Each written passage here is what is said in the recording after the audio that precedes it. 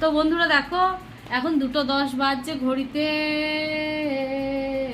ওই দেখো, আর বাবারা সোনায় খায় গেছে। এখানে টেবিল গুছিয়ে রেখে দিয়েছি, রান্নাঘরও ক্লিন হয়ে গেছে। শুধুমাত্র পৌলমি যাইবো আর আইলে আমিও খেতে বসবো ওদের সাথেই। আর 2:10 বাজছে বললাম। পৌলমি ওরা আসলে এসেছে, এখানে যাইবো, কিছু কেনাকাটা আছে, নতুন বাড়ি হচ্ছে তো তার সাথে হচ্ছে যে পৌলমি কিছু কেনাকাটা করবে এখানে। আর এবারে আমি দিদিদের সাথে কেনাকাটা করতে যাইনি এই কারণেই, শোনায় নাই পরীক্ষার সামনে, ওর 8-9 তারিখ থেকে পরীক্ষা আরম্ভ হচ্ছে সেপ্টেম্বরে। তো সেই জন্য এবারে কেনাকাটা ধুমটা ঠিক লাগছে না। ওর পরীক্ষা হয়ে গেলে ও বললো মা আমি এবারে বর্ধমান যাব বন্ধুদের সাথে কেনাকাটা করতে, তো ওরটা তো করেই নেবে। আর আমারটা দেখি আমি এই মেমারির মধ্যেই করে নেবো। আর দিদি তো আমাকে একটা শাড়ি পাঠাচ্ছি, আজকে পৌলমীদের হাত দিয়ে কেমন পাঠালো শাড়িগুলো তোমাদের দেখাবো। আজকে একটা ঘর ঝাড়ার কথা ছিল, যেহেতু জামাইবুড়া আসবে বললো, সেহেতু আজকে বাবার ঘরটা আর কি বাতিল করলাম ঝাড়া, কালকে ঝাড়বো।